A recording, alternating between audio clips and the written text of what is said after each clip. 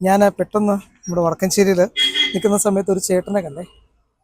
ഒരു രസകരമായിട്ടൊരു നമ്മൾ കുഞ്ഞു കുട്ടികൾക്കൊക്കെ വേണ്ടി നമ്മൾ കളിപ്പാട്ടങ്ങൾ വാങ്ങി.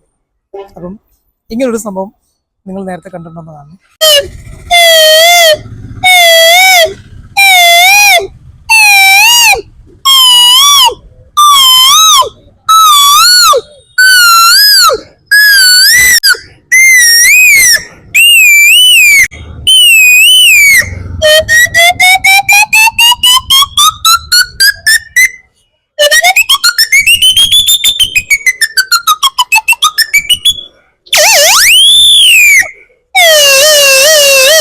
അപ്പോൾ എനിക്ക് കണ്ടപ്പം ഒരു കൗതുകമാണ്.